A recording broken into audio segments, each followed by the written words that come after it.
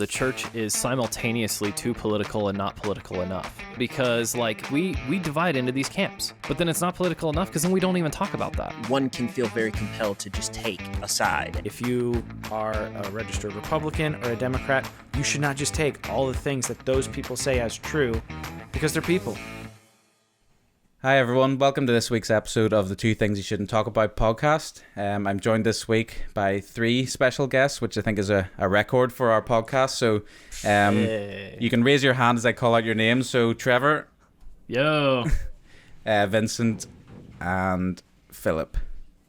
Awesome. Present. So we'll get present. Yep, I'll check your names off this roll call here. So yeah, we'll get to know you guys obviously more throughout this episode, but how about we start off by kind of just going around you guys and you can tell us a little bit about yourselves and even a little bit about how you guys kind of met up and started this whole podcast and venture that you've been working towards. So who wants to go first? I'll go. So as Josh said, I'm Trevor, kind of a Bible nerd, so grew up in the church, grew up knowing this guy. Me and Philip went, we go way back. All the way back. Nursery together. Don't remember meeting each other. And so that's back at where we're in Kansas now. We used to live in Florida. Very grateful to have gone to a exegetical, really biblically solid church. Had a lot of support, had a lot of good discipleship. Moved up here to Kansas about 8 years ago now to go to seminary and finished that about 4 years ago now. And yeah, we decided to start the podcast just to because we were having lots of good conversations, and it was kind of like we were wanting something in the Christian podcast world where it was not, because there's a lot of really good Christian content out there that is of the sermon variety or is of the theologians and professors talking theology and that kind of thing, and that's great stuff. But we wanted to see also some cultural engagement, some topics of the day, some like how do Christians navigate, almost sometimes we think about it as like the Sunday school you wish you could go to, but your pastor would never do. So yeah, this is one of the interesting things that I've kind of picked up on about you guys. It's kind of like a unique selling point in the way that you discuss these, more broad cultural things like movies and like I think you've done TV series. People like Jordan Peterson, all that stuff is not necessarily like just biblical or theological stuff, but it's all about stuff that's big in culture at the minute. Yeah, which I think is really high interesting. Theology, things that matter. Yeah. So I'll jump in here real quick before Trevor says. So I'm done. You can take our tagline or whatever when we first started, because we're super independent. Super grateful for everybody who sends us a couple bucks here and there. $ Substance Pod on Cash App. Throw that out there. I think we're super independent. Like we've gotten a little bit of stuff here and there, but we're keeping it super independent. So we're doing stuff kind of on the fly. We're learning a ton. We're only like 26 or 27, 28 episodes in. Yep. As of the recording today here. So like when we first started, our tagline was like faith, culture, and theology, kind of hitting that other part. And because, like we care very much about the Bible. We care very much about trying to be as correct as we can be. But not that that's the only important thing. But yeah, like high theology is not the only important thing. So recently Trevor is like, hey, like let's look at that. And I was like, fine. Like we're not, nothing is cemented other than we care about the truth eternally and of the truths of this world. So recently Trevor suggested we changed it to biblical, thoughtful, and human. Yeah. And I think that works a lot better for us because we do very much care about what's going on in the church locally here. We're in the US. We care very much about things that matter to us. We care very much about culture and the arts, like works of literature and film, music, things like that. That's why it's called the humanities, right? Yeah, it's not just all Bible all the time, because there are a lot of good, essentially preaching podcasts, but we wanted to care about the theology, but also care about real stuff. Yep. Yeah, do you guys look at these kind of cultural things, like even the movies and stuff, from a biblical theological lens almost, or is it more just on a kind of lighthearted, did you like this movie, what do you think of it way? What's the balance between kind of bringing the religion side of things into the cultural? Trev, what do you think? Well, I think it's both. Like, the lighthearted stuff is fun and it matters, right? God created that too. Yeah. And especially if you're going to listen to a podcast, if you're going to listen to us talk, I mean, we have a growing small audience, or a small growing audience rather. And growing like, smaller audience. Growing small we have a Every small hot take. audience that is growing, but it's They're breaking down the height demographics now on your platform. I was looking at, like, I check charts pretty regularly. Like, Height our charts. audience is growing. I am massively proud of what we've done with no money and being three dudes, like, who don't have famous names, but like, people come to listen to us at a certain point. Like, we have to have things to say that matter, that are somewhat astute observations. If we're looking at arts, like, we can't just be saying ridiculous things, but at the same time, like, we're not trying to, like, Jesus juke popular films and be like, oh, what does this say about redemption? Or what does this say about substitutionary atonement? Who Like, is the Jesus figure in this you're movie? not going to find that on the substance, but you are going to find, like, what if we just did Little Women? That was our most recent one. We did that for a holiday episode earlier in December. So we're like, okay, what does this say about culture and the opportunities of women in culture? What does this say about aspirations of youth and then the reality of adulthood? Like, things that matter and are true, not just how can I shove, like, a Bible point into a popular film. Have you guys done The Shack yet? That would be interesting. I was going to say that episode. Well, see, we're called The Substance, so we try to stick to substantive things. Yeah. My wife, jab. my wife's going to storm upstairs here and come and get you if she hears you bad mouthing The Shack. And that could be a Patreon exclusive, maybe one day. Absolutely, yeah. Get the boxing ring set up. Hey, we try to keep an open mind on stuff too. I mean, we do, like, very much. If listeners, I think one of the things that we want is as well, like, the listeners to interact, because some things we will do because it's like, hey, this is the angle. Like, this is why this mattered to me. This is why this was important to me. Well, that's movie-wise. That's why we did Black Panther. The listeners chose that one. Yeah, absolutely. They saved us from doing Inception, thankfully. So far. Yeah, I like Inception, but it's one of those ones that's not really like. It's not an easy one to kind of sit down and explain. Like, I mean, if you want to know one that's even worse, have you seen Tenet yet? Yeah, this guy. It's like another level of difficult to explain compared but, like, to Inception. There's a difference between an artist has an interesting thing to say, which has value, and an artist has an interesting thing to say that also, like, really does have meaning. So we try to, and we've done a couple that have had explicitly, like, Christian and faith themes, like First Reformed and Hidden Life and stuff like that. But we're also not just doing that either. We do popular films. We did Interstellar, another Chris Nolan movie. So yeah, and it's not just a movie podcast either. But I'm a big movie fan. Movies are one of the, like, premier arts of our culture and our time. Like, we've done old books. We're gonna do probably plenty of old books the more we go on, and some current books as well. We got a children's book that I'm super excited to talk about coming up next year. But, like, we want to talk about things that matter and have value, and also hopefully try to highlight some stuff for our listeners maybe that they hadn't heard about before. Before we get too far in, we have yet to introduce Vincent as well. I was just about to say, when did 2 become 3? When did this kind of... Yeah. You two, you've introduced you two, but when did the third wheel come along? I grew up in Kansas City, Missouri.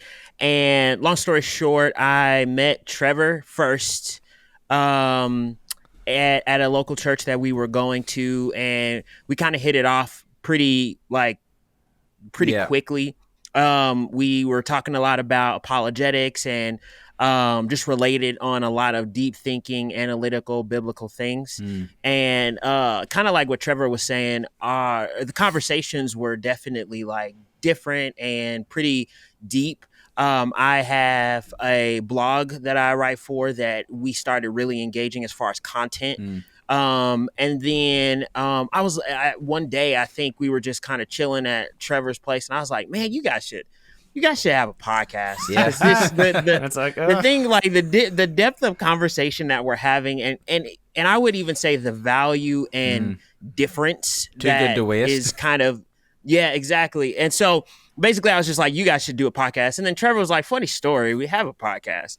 And so just through over time, and then Philip and I also went to the same local church and just got acquainted, and kind of just from that really started to discuss things with each other. And then an opportunity came up where the podcast could kind of come back. And so then they were like, hey, what do you want to be involved? And I was like, for sure. And it kind of just went from there. And it's been a very enjoyable and humbling experience for sure. And I'm just excited for what we've done and where it's going. It's pretty awesome. When we were talking about relaunching, it was kind of perfect that Vincent was there and was interested, and already like our conversations with Vince were excellent. Like if you listen to the show, his input is excellent. But like the three of us are probably like all like we're so very different. It's exactly what you would want. If I had an actual budget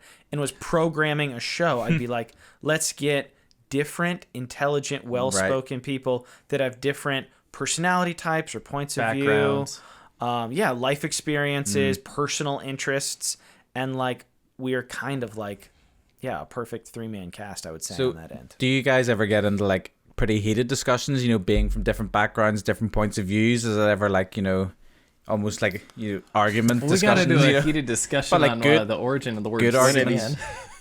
That was so stupid. So Trevor and I, like you said, we've known each other our whole lives. Like Trevor and I, we don't get mad at each other, but there are some things that like we're just not gonna agree on, and that's fine. Yeah. Like give us specifics. What's the specific disagreement areas? I mean, a lot of it is silly pop culture or like inside jokes, mostly stuff silly over the time. pop culture things. Yeah, but I mean, Trevor like, loves Nicki Minaj and. No, that was done. We didn't put any of that in the episode, right? When you were talking about your stand nonsense theory. That was all after. Our podcast is pretty produced for being so independent. Like Trevor edits it; it's pretty tight. If you listen all the way to the end, a lot of times there's like goofs and stuff that was silly and we didn't make the show. But I mean, I would say there's no major like disagreements that matter between us. I think the one disagreement, not even necessarily disagreement, just landing differently. We had an episode on the Enneagram, right? And coming into that episode, I was very anti-Enneagram. My views are possibly changing. It's a very to a degree. thing to do. I was going to bring that up because I saw that I was just kind of flicking through some of the topics that you've covered, and the Enneagram's an interesting one because it's like, for me, it was always like, well, I guess I didn't really see any issue with it.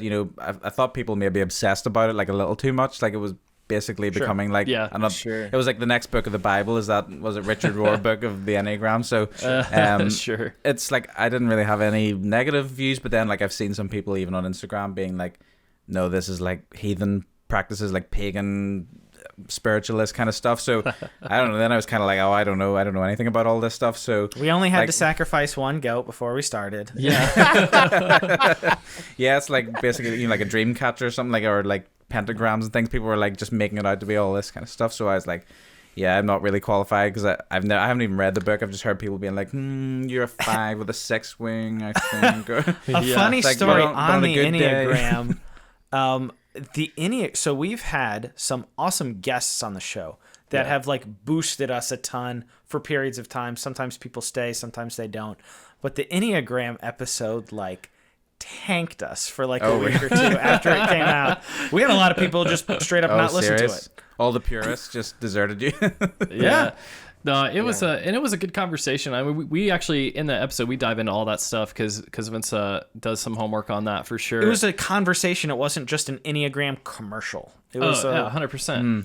And like I'm very much. I think where we landed in that episode as well. I'm very proud of where we came to, because ultimately it was about like exercising caution, but also not like wholesale throwing things out and making bad illogical associations that aren't warranted. And which is the thing that we have to do with a lot of topics because of the conservative background we have. But like, I think it is important. Right. Like whenever you lean into something like that, like, yeah, there are a lot of progressive Christian voices. And so you might read, not everything Richard Rohr says is awful. He says things that are helpful. But he also says things that are heretical. And so you have to know the difference, and you have to know when to hew to the Bible and when he's hewing to something that is also true in the Bible and when he's not. And I think that it's as there if is you have to actively exercise discernment. That's true. And, people are at different stages of that in their walk. And that's why it's so important. We emphasize this throughout the show. It's so important for people to be connected to their local church, connected to their pastors and their discipleship.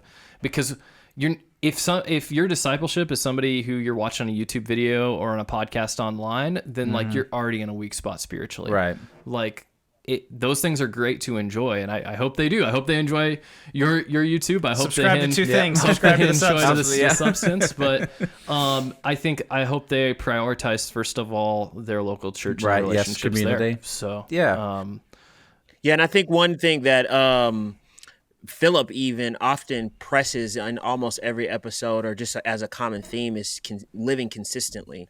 And I think that's another thing that came out of that particular conversation, was just live consistently, because it's really easy to get into a kind of camp and then just, anathematize every single thing that seems to be new agey or pagan, or have that one or two or three popular guys who speak ill of it, or it's like, oh, well, they don't believe, in the Trinity, so you can't believe anything that they say.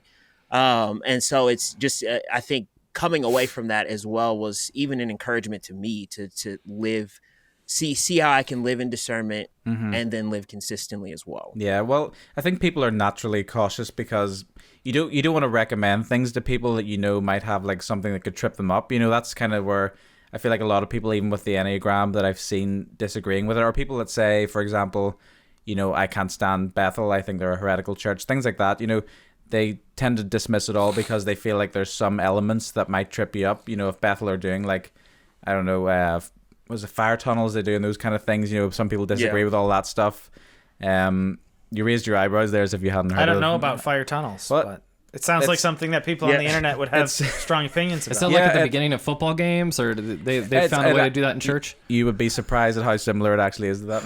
It's like, it actually is. That's a little bit of something I have done some research on. So I've fire tunneled before. Yeah. There's no, I haven't done it. I know about it. Work every evening. There's not only fire tunnels, but there's also honey barrels, I believe, as well, is another thing. But the fire tunnel That's concept, a literal honey pot. That's literally, the fire tunnel is where I believe people stand on either side of you like a tunnel, and you kind of zoom through it to kind of receive more of the Holy Spirit as you go through. And they're like kind of, it's like laying hands, but like projecting hands upon you. It's like amplification. Yeah, so and just like in Acts 29. The only thing I can't even think of something similar, but I'm trying to think of like, it's like almost, it reminds me of like a like a guard of honor. People might do it some like football matches and stuff with like clapping your opponents come on and that kind of thing, but it's like supercharged Holy Spirit filled encouragement, but like that. That's and then funny. The honey the honey potting thing, I don't know what that's, honey barrel, that's like, I don't even know about that. It's like people dip into this big barrel and come out filled with the Holy Spirit or something. But it's all like, anyway, all this stuff that people kind of pick out and be like, this is crazy stuff, or the glitter falling from the sky. Like people say that it's like, well, glitter clouds was actually invented by Satan. That's actually that's in the Bible. Have you got a reference for that? Everyone knows that. He's got two girls. If you've had to vacuum a church basement after a Sunday school with glitter. If the glitter is literally falling from above, then I don't think Satan's up there, so it couldn't be him. He's down there. Trevor. I don't know, man. He's down there. He's not up there. well, read Job, man. Check Job. I don't know. Well, yeah. Where did that conversation take place? Maybe purgatory, somewhere in the middle.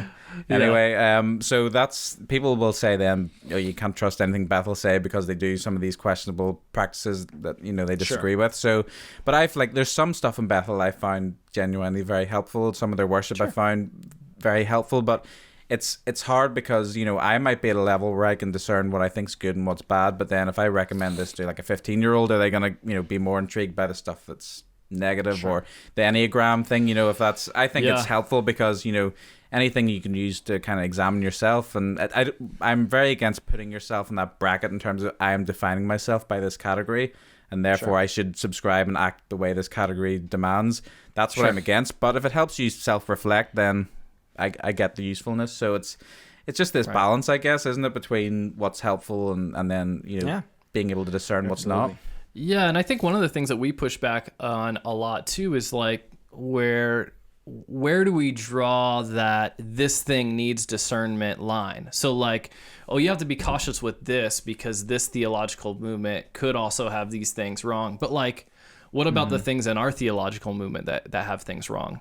Yeah, the episode we're recording later today is just on that. Yeah, exactly. So like the thing is once again the consistency. So like like, but let's be careful. Like because there's a brand of folks who would say, well, I can't recommend all that stuff because that could lead to this, lead to this, and it's like, well, but what about that idea itself? Like, what about the idea that you have things right in your camp and you've circled the wagons well and all the problems are out there and all the good is in here? Like, where could that idea lead? Is that actually a healthy biblical idea? And so that's where it's like we're constantly having to examine ourselves and examine the scriptures and see what ways need to change because the Lord is working on us while we live. Yeah. And I guess that's, for me, like, part of the reason why I made this show was to have a place where, like, if someone is a socialist Christian, say they wanted to come on the show, that, you know, let's have that conversation and see, you know, is there stuff that I can learn? I'm from a more conservative background, but, you know, have they got valid points about why they believe what they believe? Or if someone is like, you know, a Christian nationalist or pro-Israel kind of stuff, you know, anything like that, you know, why they believe what they believe, you know, you gotta, for me, I'm in a place where I want to hear their point of view and decide for myself if there's things I can learn and kind of examine what I think, and don't just kind of exclude them because it's just against what I would traditionally think of as like a safe doctrine. To a degree, we should be doing that all the time, right? Like we hit that pretty hard before, like a proposition or an argument or a system is correct or it's incorrect. Like it's not emotional. It doesn't matter what tradition you come from, how you identify. Beyond being a person of faith, like what type of person of faith are you? Like something's true or it's untrue. Like, and it's helpful or it's unhelpful. Like, and then we really should be open to like evaluating things on their own merits. And like and especially like us both being from like conservative backgrounds, like what happened to like always be reforming? Like we get things wrong. We want to be open so that we can find out where we're wrong so we can change to be correct. Like, and being charitable along the way, right? Like that the people that we disagree with aren't the enemy, you know. That the it's enemy, a very radical idea in conservative Christianity. I mean, the enemy is the enemy of our souls. He's the enemy of the church. He's the enemy of unity. And so that's really the thing that if we're being biblically informed, that we have to keep front of mind, is that people disagree on stuff. And it doesn't mean they're both right. They're not. But it also doesn't mean you have to hate them because they're wrong. Right. Yeah. Right. And so personally, I grew up in a kind of Pentecostal charismatic church. So my upbringing was a little different. And, you know, to get from that to where we're literally having, you know, egalitarianism in the church and, you know, laying of hands and speaking of tongues is required in order to be, you know, validate that you are actually saved, kind of thing. Then getting to the point where I am now, where it's like, I don't know about most of that. Yeah. But still the fundamental, those core things of who Christ is, what the gospel is, those things are objective truths. And no, there's no need to falter on it, because to falter on it is to an extent to live inconsistently. Right. But all of those other things, it's like, I've changed my mind. And so I'm an advocate of that, to be able to keep your mind open. And that doesn't mean like keep your mind open and thus have no boundaries and just let everything in, more than it is keep your mind open and just listen. And then that's like we continually say in probably almost every episode, if not every episode, be discerning. It's like every episode, Just yeah. be discerning, because there's nuance in almost everything. Right. And so, because not everything is just black and white, we have to be discerning in those areas. And so, and I think that's a huge encouragement and an area of growth for the universal church, as well as probably a lot of local churches. Yeah, like my church, for example, growing up would have been, or from, I guess, my background growing up, I would have been in a more conservative side, but in a way that, things like the gifts of the Spirit and those kind of things would have been, for me, like kind of suspicious, something. I wasn't really exposed to all that kind of stuff, even speaking in tongues and prophetic visions, those kind of things, I guess, for me, naturally growing up, I was like more suspicious of, because I hadn't experienced much of it. But then I think, just reading the scripture and going through that yourself and seeing things, and you can kind of see, like for me, I've accepted, there's a lot of those things that, even the prophetic stuff, obviously to me, where I am now, I believe that's very real. But then at the same time, when I see other kind of more Pentecostal and charismatic churches that people are kind of rolling around and stuff, I kind of think, self-control is another fruit of the Spirit. Those, it's kind of, you can get the balance of it's not all, That's right. It's not all correct on either side. So I think that's the hardest place to be, though, because churches don't really cater to people that are generally on the middle. They have to kind of be defined as, I'm this church, I'm at that church, and it's kind of it's hard sometimes to get the middle ground, because then those churches, it feels like almost they don't have a bracket or an identity that you can put them into. At least that's how it feels to me. And like, it's good for there to be different churches that have different practices, because ultimately we have to be able to lead out of conviction, and we have to be able to teach. We have to be able to have a certain kind of church practice and worship, right? Like not every church, not a single church can't be everything to everyone and can't represent all legitimate theological viewpoints. But what the problem is when we have all these different churches, but then they have no connection to each other. There's no community. There's no common ground, nothing that we actually get behind. Or they actively demonize each other. And that's where it's like, I mean, we talk on our podcast some about social justice occasionally, and that's where we think that could be a very helpful and healthy thing. Like, as churches lean into work that needs to get done, they might find themselves needing to reach out or wanting to reach out to other faithful churches who maybe have a little bit of a different practice, but still hold like the fundamental tenets of the Trinity and salvation by faith and these core key things that so many Christians do hold, but have differences elsewhere in practice, ecclesiology, eschatology, etc. So, that's all healthy, but like, how can we lean in and need each other? And one of our old pastors used to say semi-regularly, like, we're going to be spending eternity with a lot of people who we quarrel with, like, in this life. So it's good to be at peace. Like, I mean, there have been a lot of living and past fathers of the faith who have influenced me, but over the last, 5 years or so, probably the biggest one in my life is John Newton. He's known mostly as a hymn writer because he did Amazing Grace, but like a large part of his ministry, even in his pastoral work, was like writing letters to folks. And I couldn't recommend his book of letters most highly, but I mean, he was kind of attacked by a lot of people on all the sides. Like, he was kind of like a super ecumenical guy, and like he brought people together.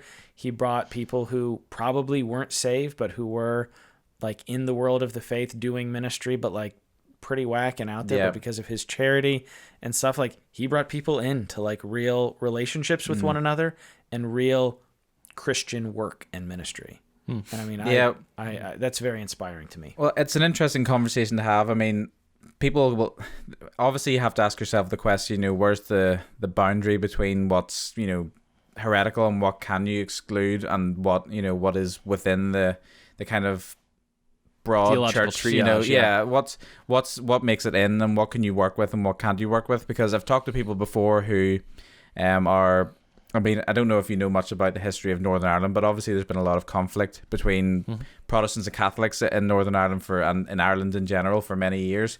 And he was very anti-Catholic because he saw, well, not just from a conflict point of view of people being against each other, but he saw in his mind people like people in his family, for example, that he thought, I don't know, or friends, I don't know if they're going to be saved because of some of the practices of the church. Like, I really don't know if I can, in good conscience, accept that they're my brothers in Christ, because I feel like there's too much that is different and is wrong and is unhealthy as well. So we had this conversation, and to me, my point of view was that if someone is out there and they're saying that, you know, I'm a Catholic and I consider myself a Christian, and, you know, I consider myself, like, I proclaim Jesus as my savior, like, that's pretty much, the battle's pretty much won. Everything from that point on is discipleship. You know, if you're going to work, if someone is already saying, I'm a Christian and I love Jesus and I accept him as my savior, then all the other stuff is just, you know, if you think there's stuff that's unhelpful and unhealthy, and you can have that conversation and kind of say,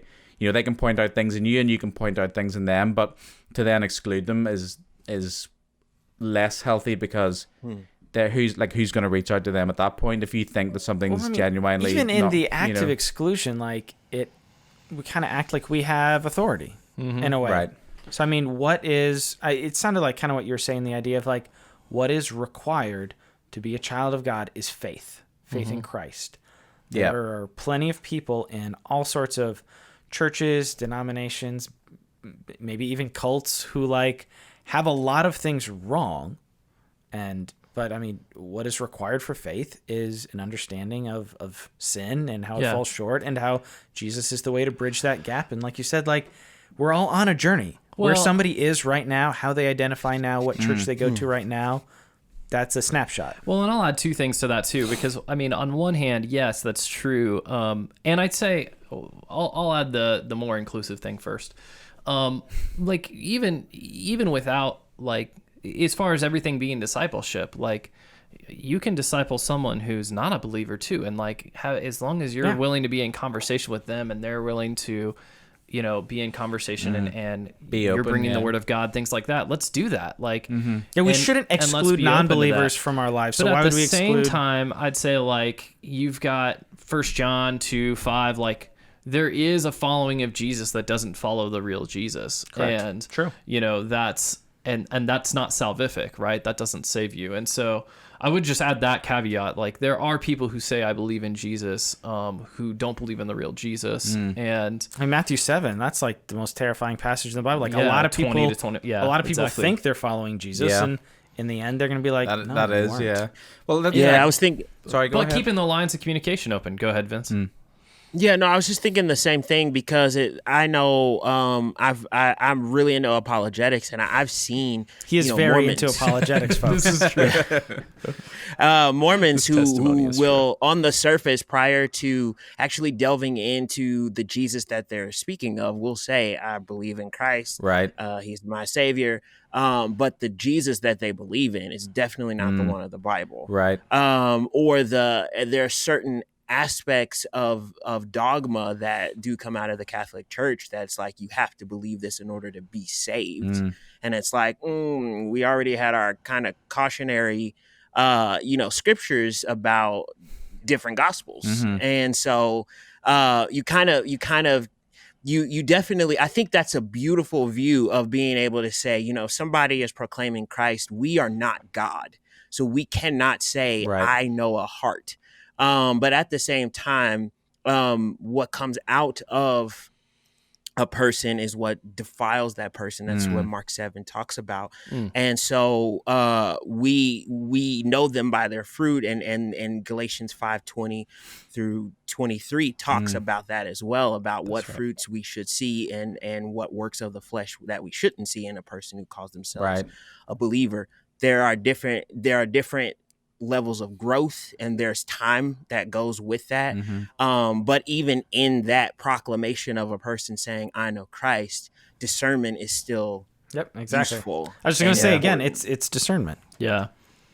Yep. So I was gonna have someone on the show, and I think I'm gonna go ahead and try and get a schedule. Someone who maybe has left the Mormon Church or something like that.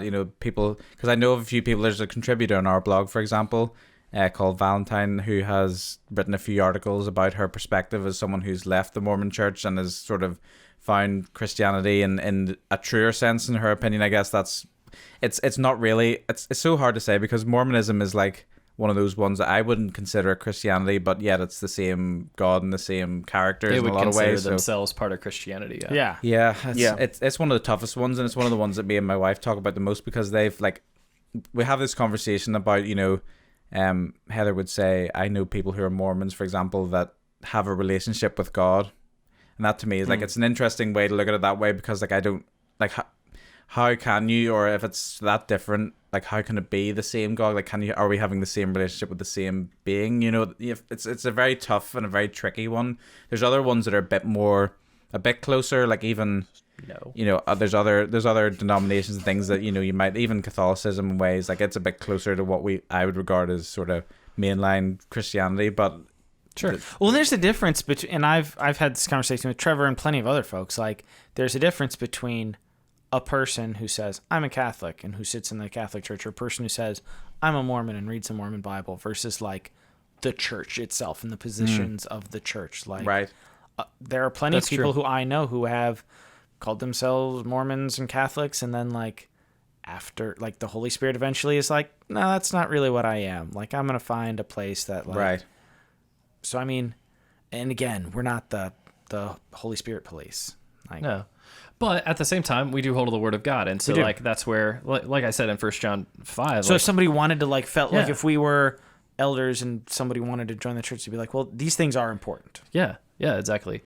But to be friends with people and talk with people. And I think it's also, like, we can take a very clear stand on what we believe about the Bible and what that means without that, like, being exclusive or kind of shutting the door, without like judging people, I guess, you know, but without that necessitating conflict. Yeah, because right.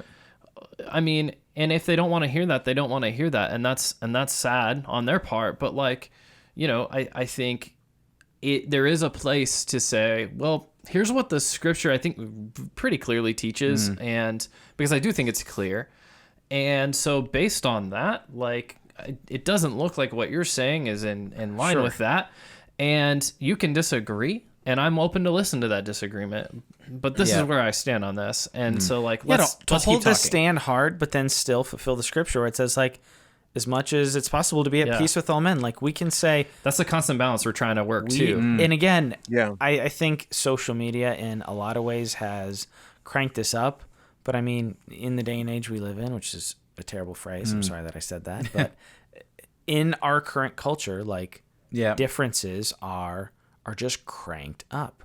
Yeah. And I think it's a beautiful witness of the grace of God and of the actual gospel to be like, hey, I disagree with you, but like, I care about you, and you're welcome in my circle. Like, you're welcome, and not like, like, we're gonna say you're a person of faith and you're not, but like, you're welcome in my home and in my community. Like, you're not gonna find like church, an aggressive opponent in me. Like, I'll probably start some conversations with you here and there. Like, I'm not gonna give my assent to you're not something gonna come teach in my Sunday school class, but certainly like, not. But like, you're welcome here. You're welcome. And I think that's where it's like, and also a lot of the churches that we are interacting with and have come from, it's almost the pendulum's the entire opposite way, because we've got guys that we know in our sphere who are making arguments that people should be put out of the church for different political views, you know? And so, and like, we're talking about people who are Christians who are believing the same about the gifts, believing the same about the doctrines of grace, believing the same about, obviously, the more key things about, you know, the inerrancy of Scripture and Christ and who He is, and but they just happen to believe that, you know, there's a white supremacist legacy in America. And so if they believe that, then but you're influenced by Marxism and that's anti-biblical, and so therefore, if you don't respond to this teaching and totally change your mind about that, then you're out of the church. And it's like, that's very extreme. What? Extreme on the other side for sure. And I think that's the balance that I think we all are as believers all over the world, you know, in various areas or just ways of life, learning how to have grace and truth. Because I feel like it gets so polarized sometimes, and especially like Phil said, in conversations in the world of social media. One can feel very compelled to just take a side, and you have to take all of the talking points.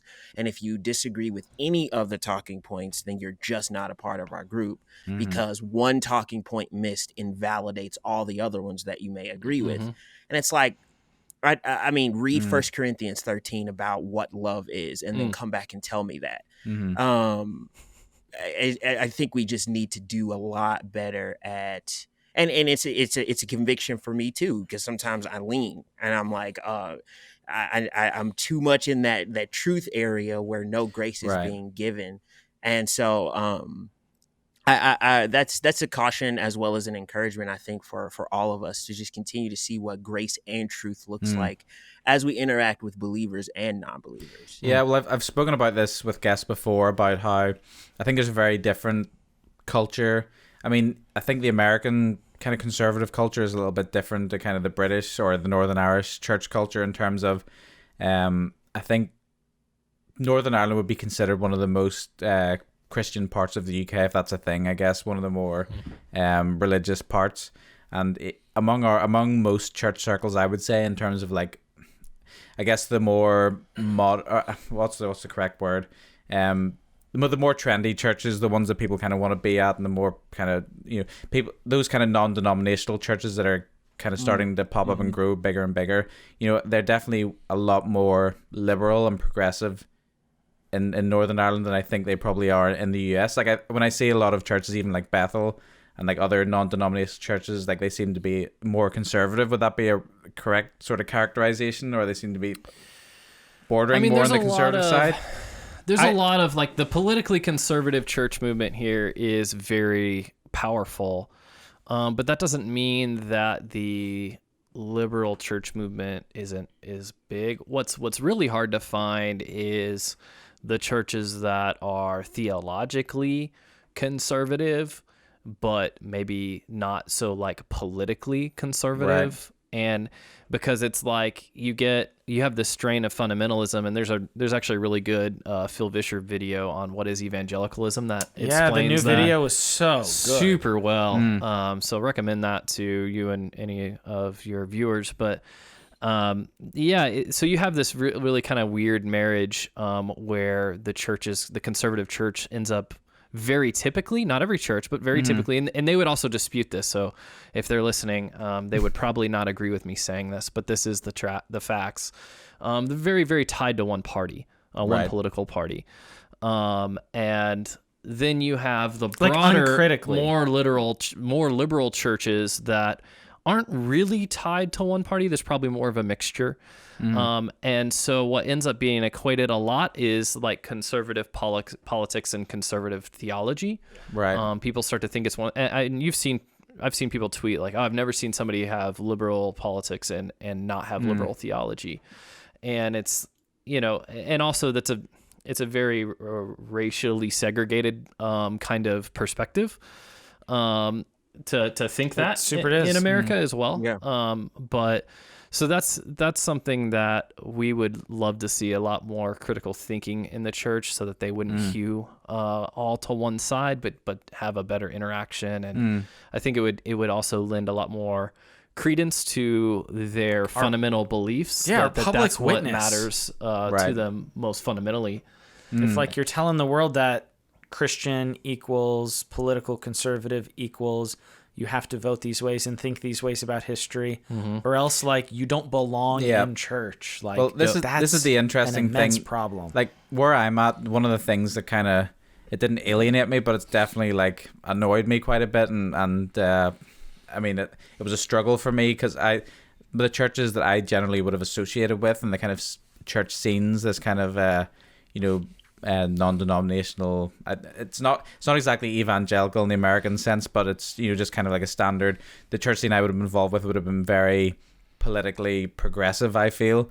Not like, you know, it might be, I feel like just from talking to previous people that the churches in America, the ones that are like the main denominations, like the Episcopalian kind of churches, they're generally more liberal in thought, possibly.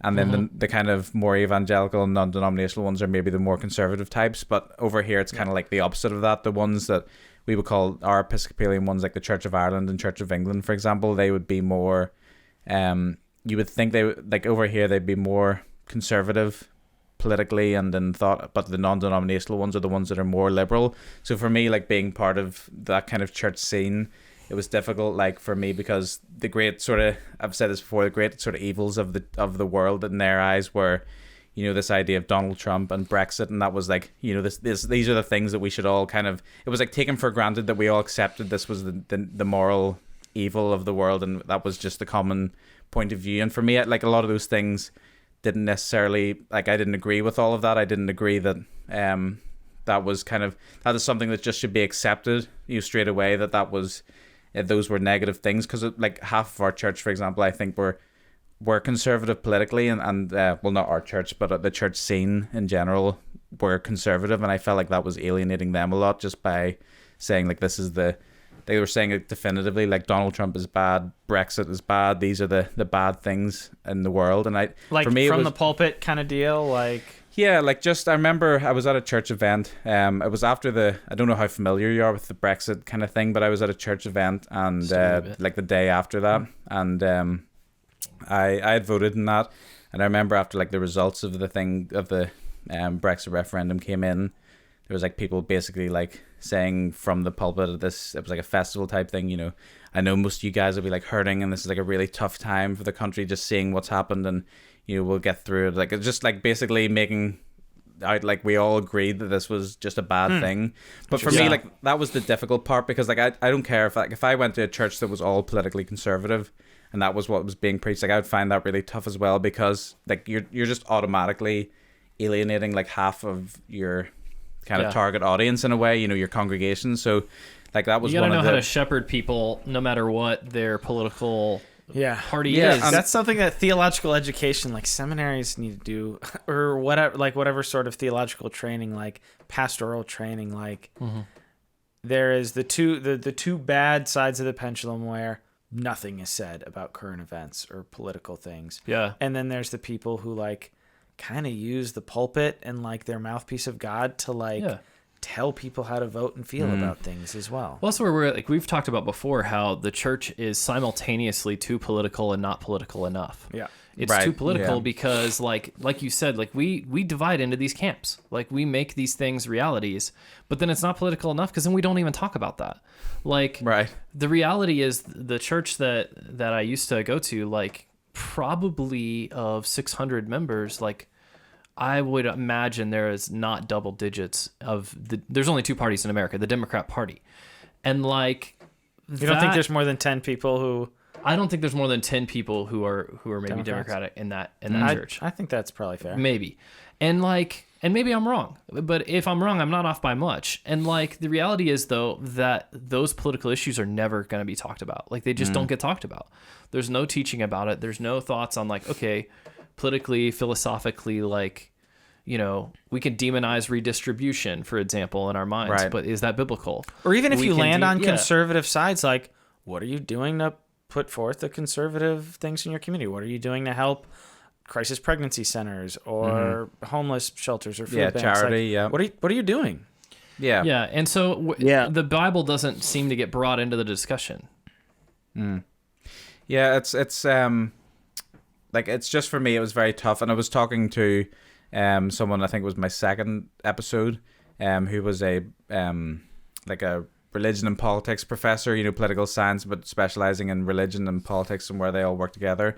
And I asked him kind of what's the like in your, because he was doing research on people basically dropping out of the church because it was either too political or not political enough, these kind of things. And I said, well, what's the correct way to deal with these things from the pulpit? You know, if you can make that judgment. That he said that he wasn't qualified, but I said, you know, in your perspective and from your research, what is like, how do we keep people engaged, but not like how do we not turn them off by talking about political stuff, and how do we not like endorse particular political parties and things like that, and you know, how do we not wind people up by suggesting that a particular party is the right way to vote or something like that? He said, you know, the best way is to talk about things on values levels and talk about, you know, what are we learning from the scripture, and then let people make their mind up about these things. So if the scripture says, you know, that if you believe that socialism is wrong, you know, don't talk about socialism on the pulpit. Talk about the values that, you know, is demonstrated by Jesus in the scriptures and by the, you know, even just by reading how people acted in the early church and things like that. Talk about the values that are being demonstrated instead of saying, this party's right, this ideology's wrong, all that kind of stuff, instead of getting into the specifics. So that's I think that was a really good way of putting it, where, you're not alienating that part of the church because people are making their own minds up, and it's that freedom. Yeah, I think having a biblically informed approach on different issues, because the reality is that if you don't discuss those things in church, if you don't discuss those things in small groups, I'm not saying that you have to preach on it from the pulpit. I feel like the pulpit is a great place to set the vision for the church, and that should be done from the Word of God. But you've got Sunday schools, you've got small groups, hopefully you've got relationships. And when you don't fill those relationships from a biblical standpoint of how does the Bible talk about welfare? How does the Bible talk about a social support system? How does the Old Testament talk about that? How does the New Testament criminal talk justice, about that? whatever. How does whatever. How does the Bible approach these things? The reality is it doesn't just not get filled by something. It gets filled. And it gets filled by Twitter feeds. It gets filled by Facebook feeds. It gets filled by whoever they choose. 24-hour news, yeah. Yeah, 24-hour news, and whoever they decide to listen to, and the question then is, do they have the discernment? Have they been taught how to discern those things? Have they been taught how to know what is a good source? Have they been taught to know what information is good information, what's objective, what's actually scientific versus what is just some dude spouting his ideology? And these are all things, because the Bible teaches discernment, and it teaches that there's truth, and it teaches the importance of observations as well. I mean, the early scientists were Christian people on purpose. They believed that God's world that he created had order. And so if the church abdicates that space will be filled by voices that do not have the church's interests in mind. Yeah, and it's starting that trajectory, like you're saying, Trev, with what Scripture has to say about the particular subject, not saying, okay, my political party says X about the subject. How do I get the Bible to justify it? Right, very much so. Because it's putting the cart before the horse, and it's almost in a way just trying to manipulate Scripture that agrees with what you have to say. Because I think if we did that honestly, then if we started with what does Scripture have to say about X, Y, or Z, and we were consistent with that, we wouldn't always land conservative or liberal on different subjects. And we should be comfortable with that. Yeah, and that's okay. It's not, you're not betraying Jesus came in and critiqued all the parties. Yeah, plug for the AND campaign, right? That's exactly I was about to mention, those guys, because I've seen some of their work, and I think it's really important to be able to say, to be in this middle ground and say, no side is completely right. And I think if you're not comfortable saying those things, if you can't bring yourself to criticize either Trump or Biden or the Democrats or Republicans, if you can't bring yourself to see the faults and the good things on both sides, then it's really, I guess it's a pride issue, and that you're unwilling to admit that God knows better than you do, Yeah, it's pride, it's a lack of courage, it's a fear of man, and in a way it's kind of like theological immaturity and laziness. We had one of the founders of the AND campaign, Sho Baraka, on earlier, and he was talking all the time, because he was talking about it from a black conservative point of view, where he was always put into boxes and kind of taken for granted as a voter by the Democrats, and he's like they maybe have my interests more at heart in some areas, but they're not engaging me at all, they don't accept my morality. So it's and I'm hopeful. I'm kind of the eternal optimist on the show.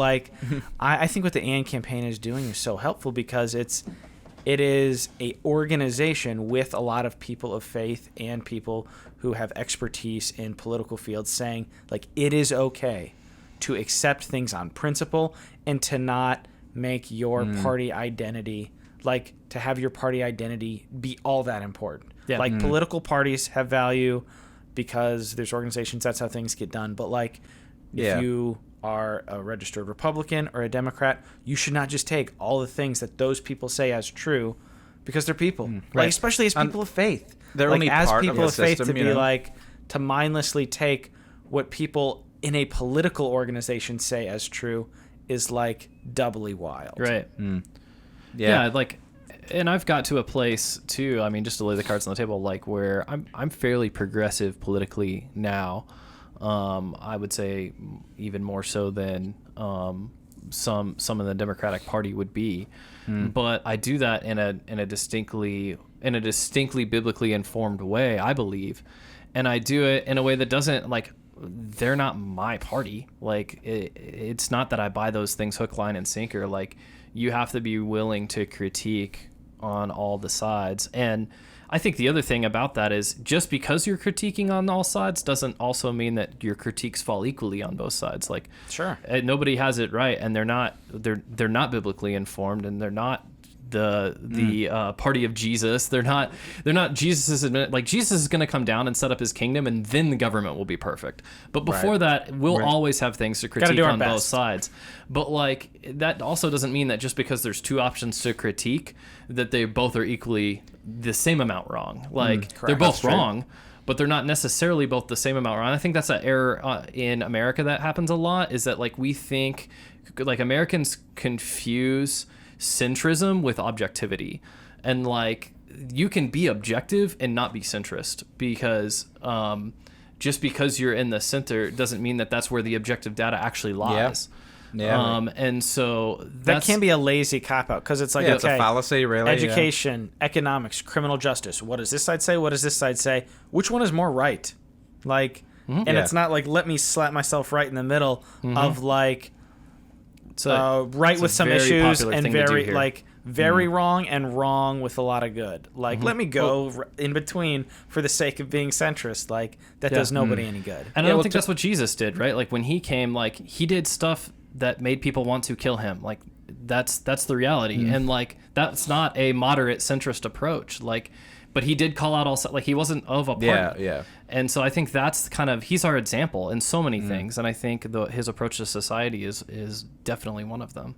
I was gonna say, it comes back for me to, like, this idea of, like, the church being the body. You know, it's like, it's interesting, and this is a crude characterization, but you kind of need the head and the heart at the same time. Like, it's perfectly, to me, it's perfectly acceptable to have people that are reading the Bible and finding more kind of, or coming out with a more progressive worldview and view of politics, and also to have people who are reading the Bible and coming out with a more right-wing or conservative point of view, because to me, like, those two people are both needed in order to bring the balance of the situation in a strange way. Like, if you don't have people that are passionate about advocating for even, like, social justice or, like, charity, the taking care of the poor, those kind of things, like, if you don't have people that are passionate about those things, then we're going to be in a worse place. You know, if we just had people that were all very, you know, just not disinterested, but just kind of apathetic about it all, being like, you know, that would be a worse position for me than having two people that were passionate about, you know, being responsible and, you know, to quote the Iron Campaign, and, you know, moral, what is it they say, moral and compassion and conviction. Yeah, that's the one. So it's like, you know, so that's, you know, to me, like, it's so important to have people that are passionate on both sides, and to me, it doesn't, like, it's not contradictory to have people that come out with different views of the Bible at all. What did Jesse say on our show about the whole conservative progressive dynamic? This is very similar to what Vincent said earlier. Like, not all things should be conserved. Like, there's evil in the world, so not everything should be conserved. And so you can't be conservative on everything, but there is truth. Like, there is biblical truth. There are things that the Lord set up that are good institutions that are biblical in that sense, or at least God ordained in a broad sense. And so not everything can be progressed. Right. And so that's where it's important to continue to guide and seek that balance. Like, things. I think there's a level of grace that's just so needed through all of this, because I think, you know, if we took the time to think these things out and speak about it like we're doing right now, if that kind of conversation happened more, I think then we could coexist and still have those very intense, very intentional, very important conversations. Unfortunately, I think right now what's happening is it's almost like this vitriol that we have Right. against each other. And it's like, oh my goodness, you appreciate social justice? I mean, do you even love God? When was the last time you opened your Bible? Like, we get this kind of thing. Or on the other side, it's just like, oh, you're so right wing, you've never opened your Bible because You believe that gender is real? Where's the love? Like, yeah, and it's just it's slander. It's so unloving. Right. Quite honestly, it's so, and it's disheartening to see. And I'm not impervious to it. I'm sure, Lord forgive me, I've participated. And so I just think there's such an area of grace that we need to have. And I think if we actually took it seriously, what Scripture says about how we love and honor and treat each other, especially brothers and sisters in Christ, then a lot of these conversations can be rid of its awkwardness or its inflammatory nature. And we can just talk and land on different things and learn how to healthily disagree. Yeah. Well, and I'll say too, like, I'm empathetic for people. Like, they get very emotional because it is tied up with identity. It is tied up with morality. That's huge. They do feel that. Like, they feel like if you disagree, it is attack on them. It's attack on their faith. It's attack on bigger principled things. And that's how it feels. Yeah, they're God in some ways. But what you have to do is convert that, because the reality is nowadays, especially with social media, we are continually analyzed so that we can so that companies can understand what kind of viewpoint we're looking for and what we'll click on more actively. And so when someone disagrees with you, they're actually offering you a gift, because that is perspective that somebody, like, that the world in general is not bold enough to offer you, because it doesn't market well. And if someone has been bold enough, I mean, we've had a listener email us and give us some disagreement, and I've gone back and forth, and they might think that I'm being led astray, and I appreciate that they care enough about my soul that they would want to write me, that they would want to talk about these things. And if I am being led astray, I would want to know. We want to know, like, so, if caring about the poor meant that we didn't care about the gospel, we would want to know that. Yeah, we just don't agree with that. And so it's like, hey, look at what this person said about social justice, or look at what this guy said. It's like, okay, I would love to see what they said. Like, I can't look at everything. I can't watch there's so much anti-woke content being created, and just general content every day that you can't look at it all. But I'm like, I want to understand, make sure I'm not missing an argument, make sure I'm not because I won't get that otherwise. Because over time, like, I've shifted a lot from a mostly conservative viewpoint, and like, but what happens is initially, like, as I was making that shift, I'd see a lot of different viewpoints in my news, and now I don't so much anymore. Right, it's sad to me. Like, I try to fix that and like log out of stuff so like it won't know me as well. Yeah. So like I can see more. Give me some of those Q conspiracies here. Even me out. Well, like it's interesting for me. Like I've been having this conversation with people where like they're kind of shocked, and some people don't understand, because I say, I guess I'm from a more conservative stroke semi-libertarian point of view. Like, I would consider myself fairly libertarian, but I go out of my way to listen to people like, I don't know if you're familiar, but like the Jimmy Dore show, like, absolutely like dyed-in-the-wool progressive, loves Bernie Sanders. Like, basically he's just like a comedian basically, but he's he does his is that a UK thing or a US thing? No, US thing. Yeah, he's a Chicago guy. So well, Bernie Sanders is not a UK politician, Phil. True. Good point. Exactly. I guess. Well, the amount of people that love him over here, you might as well be. But that's like, at the point being that I actually listen almost more to his show than I would someone maybe like, I don't know, Ben Shapiro or Dave Rubin, someone like that. I guess Dave Rubin's somewhere in the middle because he used to be more progressive. But like Jimmy Dore, for example, he's always talking about how the Democrats are just not progressive enough, and Nancy Pelosi's just not working enough for like this democratic socialism idea, and AOC is too weak and too much a puppet of the Democratic Party. So like, I like to listen to that, because like, I feel like if I'm not listening to those people's points of view, then like, it's part of it is, do I have anything to disagree with? Like, I need to hear things that I disagree with to know where I stand almost. And then part of it is, we should see that out. That's like, good. Yeah, we hit that all the time one of my shout-outs a lot is Ezra Klein's show, because he really does seek to understand the best argument of all sides and then evaluate them. We should be actively seeking things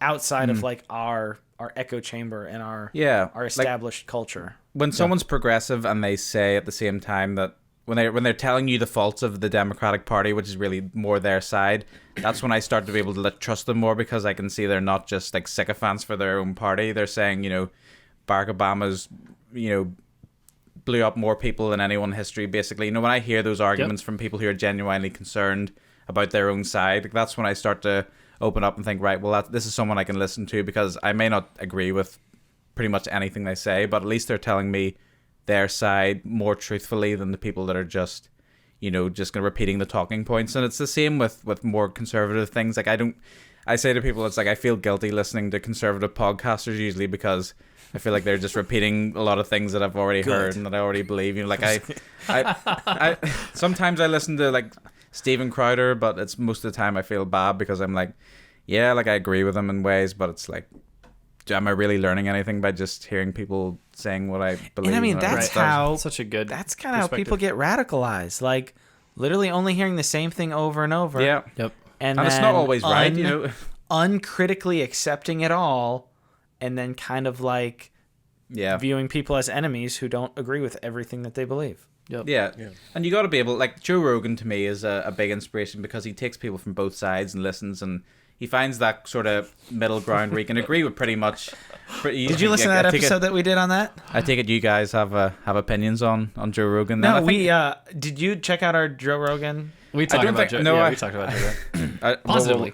I think I saw maybe you guys promoting it, saying like about how he is a good example for people in terms of like having that dialogue. Would that be right, or what do you guys think? There was a Gospel Coalition article that the article itself was pretty innocuous, I would say. That's like, hey, Joe Rogan, just like what you said, he's a guy who brings in experts or people in their field, and he listens to them, and like that's a good thing for us to do as the church. And then they got a lot of feedback going, oh, Joe Rogan's a bad guy, he cusses, and he's a comedian, and he's da-da-da-da-da. Platforms Alex Jones.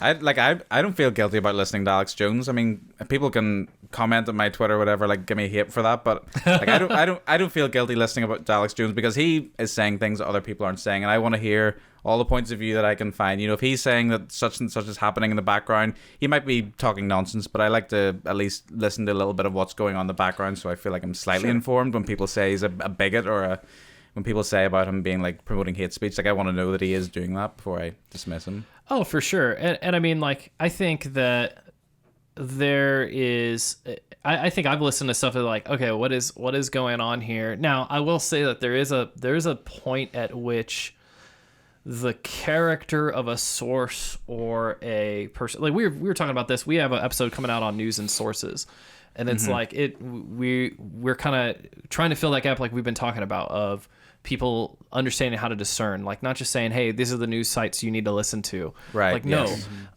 this is how to make that decision but for what yourself. makes a good news item a good news item? And that isn't to say, but we also caveat that it isn't to say that every news source is good. Like there are news sources out there that they're not credible. Like at a certain point, like, and that doesn't mean you just totally tune them out. Like I have family members who will send me articles from these news sites that I don't find credible, and I'll read them, like, because sometimes the reporting is good, and sometimes nobody it's very is Jerry Seinfeld. Yeah, sometimes it's good. Nobody bats 0 and nobody bats 1,000. Like it's right. They're gonna miss a lot. Like, but that also means that because you can't listen to everything, like you can use that to kind of guide your decisions, your opinions, that kind of thing, because we don't have infinite time. Like if you're filling up all your time with Alex Jones, for example, it is good to know firsthand, like what is the man saying. But at the same time, if all you were listening to is Alex Jones, in weekly with them. You're not gonna get a lot of great information. Yeah, I don't sit and listen to InfoWars like my primary news source. Like as correct or incorrect as Alex Jones may be, I feel like that's bad in principle just because of who he is and his character. I don't want to become more like Alex Jones and more angry and more trying to flip tables more and things. Unhinged. Yeah, Your podcast, your YouTube podcast might get a lot of views if you started like man, throwing you stuff can really and screaming. you like throw one of those lamps in the background. If I put something up, the podcast Alex Jones doesn't want you to hear. It's like just put something like that. Yeah. So like this is the thing. Like it's but you know, part of it's entertainment. Like I like his podcast with Joe Rogan because it's entertaining, and I don't think he is generally like the boogeyman that people make him out to be. But he's not a primary, like he's not the news source that I want to be getting most things from. And I don't know if I would consider any news source my primary news source, because like it's, you got to check everything out. Like if the BBC puts something up, I generally can't trust that, because I know they're nowadays like they are skewed a bit to the left wing. And if I listen to or read something from like the Daily Mail or the Daily Express, like those kind of UK newspapers, like I'm going to know they're going to be more right-wing and more kind of anti, like Eurosceptic, things like that, things that are against the European Union. So like I think it's definitely important to see that broad range. Like I want to see the extremes. Like I want to see the people that think AOC is weak, and I want to see the people that think that like Alex Jones is mild. Like that's the, I know it's not good to recommend that to everyone, but I guess that's just my personality. But like for and there's a part of growth as well that needs to be self-assessed by the individual, and that bleeds not only in the political sphere or just news and stuff, but also in the church arena, because some people, like I know when I first got into apologetics, I saw a title of like Christianity is the white man's religion or something like that. And it's an inflammatory title, but I was like, I'm not ready to watch this, because I think that if I did watch this, these are professors and, experts in their field speaking, and it's a lecture. It wasn't even a debate.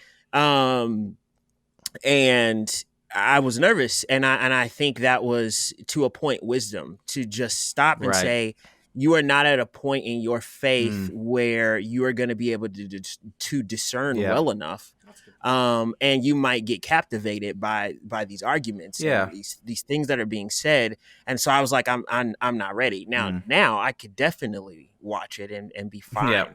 But down the line, I hope to continue to be a grower and one who learns.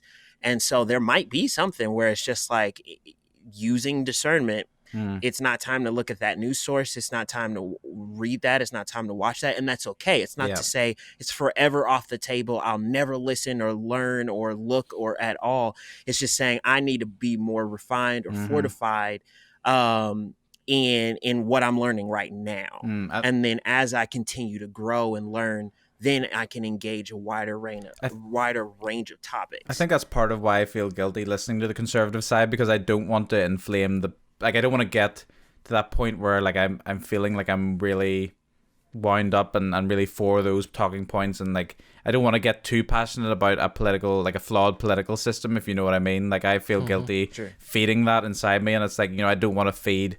It's almost like, when people, I don't know, like I have friends, for example, if we all just get around and like eat a lot of sugary stuff and like just, you get hyper, like you get yourself hyped up and you get like, it's just sitting around, and then you start shouting and getting boisterous. Like that's, to me, or like go march on the Capitol saying that people that go the out, election was stolen. Like if you go out drinking and stuff, like people go out and like, you get drunk for a reason, like you want to get more. It's almost like you're feeding that part of you that you're loosening up in some way. You know what I mean? It's like you're loosening your resistance to things that may be unhelpful because you're just being consumed by it. But like for you guys, in terms of your podcast, like what are the big cultural issues that you're passionate about tackling and like talking about at the minute? Like what going forward is like why are you doing what you do, if you know what I mean?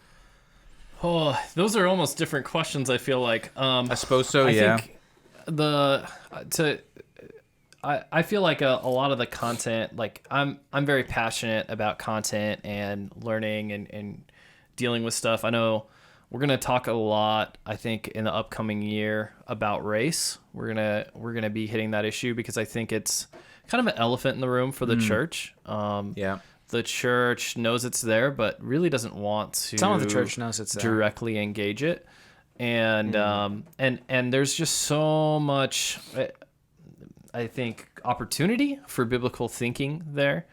So, I guess show a little bit of the cards. I know later we're going to be recording about critical race theory, and I've been writing a paper that it's not like necessarily going to be released into the public anytime soon, but like about how it's biblical, and how like there's 7 fields in theology that you can look to through hamartiology and soteriology that actually would through a biblical lens really help and actually drive from a biblical standpoint why you could engage that. So we'll talk about things like Ezekiel 18 and Matthew 23 and Ephesians 6, and we could go on and on. There's a bunch of different passages we're going to try to go through, and not just proof text, but literally talk through these things. So I think that's an example of something that is like a boogeyman out there, and we see that a lot in the culture, especially cultural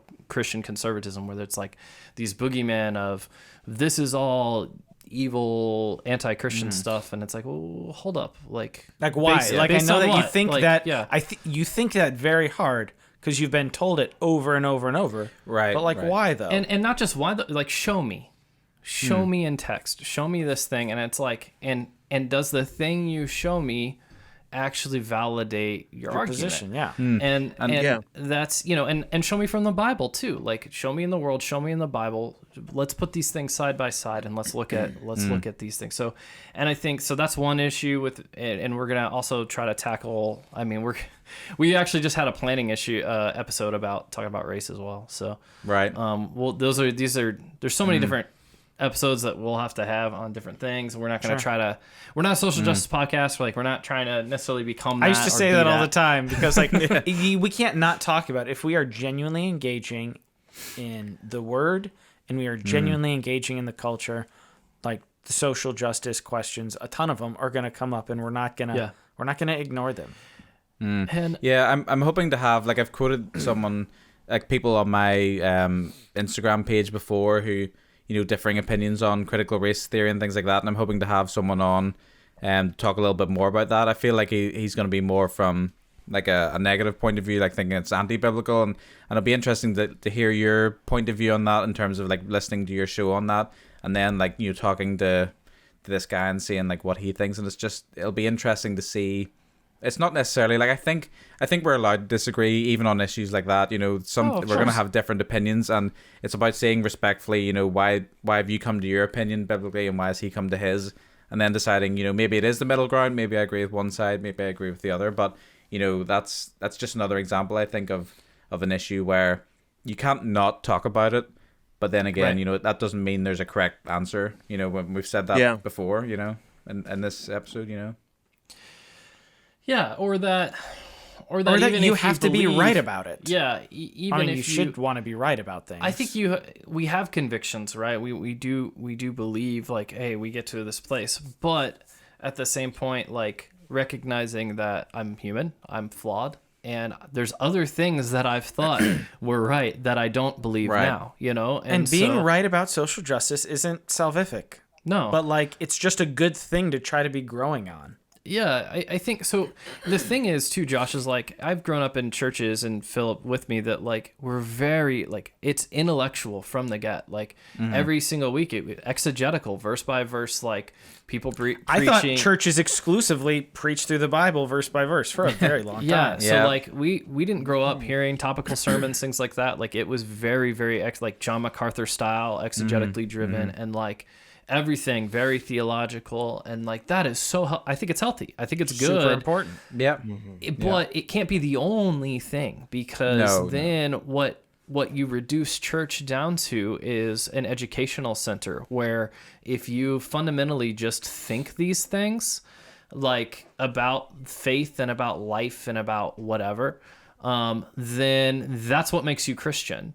And I think Christ taught a faith that is about belief, but those beliefs change your life. They change the way that you act. They change the way that you interact in the world. And it actually should, more than just your own personal piety and your own personal, like, okay, well, it changed my life because now I read the Bible more and pray more. It's like, okay, so you read your textbook more. Like, that's what you're saying. Like, it's still educational. Like you said, whether they're preaching on topical issue, like a particular topic or not, that what's going on in people's mind is that they are looking at these issues in the world and then drawing on what they've learned to deal with these issues, which is basically what would be happening anyway. You know what I mean? Like if you're encountering things like even issues like race and stuff like that if you're trying to think of that through a scriptural point of view, like you will be going back, like digging into your mind, looking at things you've learned and trying to process it that way in order to form a point of view. And that would be no different to standing up in front of a church and saying, you know, here's what I believe scripturally is said about this issue or that issue. You know, there's no difference really. It's just that one's being done kind of out in the open and one thing is going on inside your head, if you know what I mean.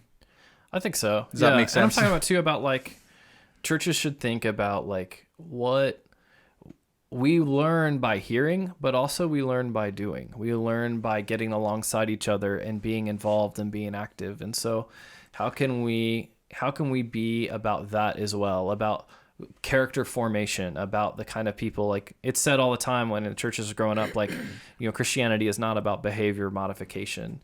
And I agree that Christianity is certainly not less than behavior modification, but it's certainly more than behavior modification. It must modify one's behavior. But it has to change your behavior at some point too. So the application for sermons and Sunday school lessons and small group discussions, the application cannot only be just think better about these things. Like if Jesus doesn't change your life, then in what way is he actually, are you actually following him? Well, it's in what way interesting. are you a disciple of him? You know, I've been reading a little bit of 2 Corinthians recently, and it's kind of like when I'm reading it, I kind of feel like this is a little bit vague in terms of like I don't know what I can take away from this straight away. But then actually recently I've been discovering there's a lot of things in that book that are kind of very relevant to these kind of discussions. Even, you know, it's saying, you know, there was a passage in there, a verse that was basically saying about kind of the whole point of being filled with the Spirit is that you will then kind of follow more as you walk and be guided by the Spirit living within you. You know, that's the behavior modification comes from you, then the Spirit making you one with God. And in that way, you know, your behavioral modification doesn't come from you trying to be pious. It's from the Spirit transforming you as you grow closer to God through Him, like become more one. You know what I mean? So it's it's not, you know, behavior modification. Until I realized, I think that people, it's not just about doing things and like trying to do things. That like that's not where you're going to see results. It's about the relationship with God growing, and then the Spirit transforming you to be more like God as you're closer and more united. You know. Yeah, That's right. I think it's a relationship that is inextricable from each other. You have to know what you know, but then you also have to do what you know. And a lot of times, because you see that balance, you definitely see that balance in the apologetics world, because you have people who can articulate arguments so well in favor of, you know, the inerrancy of Scripture or the existence of God or whatever. But then, like, I mean, I'm not trying to bag on anybody, but like you wouldn't have known that they were a Christian. And then you have just that marriage of the transformation. I mean, because read all of what First John has to say about, you know, those who do love God will be obedient, and that's not an inactive thing. Yet we have to continue to know Scripture talks about knowing the God of Scripture. And so knowing things is not a bad thing by any means. Yeah. We should know what we know and continue to grow in what we know. But just like you said, Trev, that shouldn't leave us untransformed. Yeah. Right. 100%. Yeah, I don't want to keep you guys for too much longer. I feel like I'm kind of milking this podcast a little bit because I kind of lured you here under false pretenses of, oh, I'll just be an hour and we'll just have a light conversation, you know. But it's this is the conversations we like to. This is what we do. Yeah, our show's called The Substance.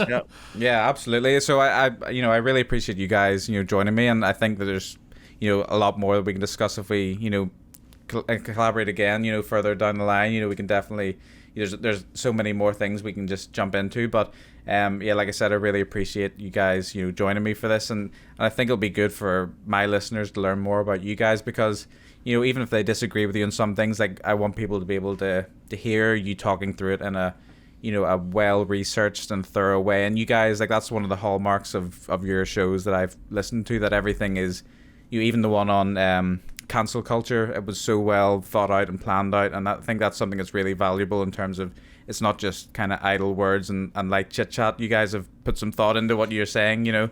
So, that's, I think, for anyone listening to this show, you should definitely check out the Substance podcast. Where can you guys be found? You're on Spotify and things like that. Yeah, we're on all major platforms. I mean, Apple Podcasts, Spotify, YouTube, pretty much any podcatcher that. Yep. And we're on all the major ones, ton of little ones. We're on that Amazon new one too, if people use that. Yeah. And take a listen all the time. Our email and our voicemail is wide open. We want to hear people who agree and disagree with us. Yeah, and if you think their souls are in danger, make sure you drop them an email because they really appreciate that. That's good. So thanks guys, and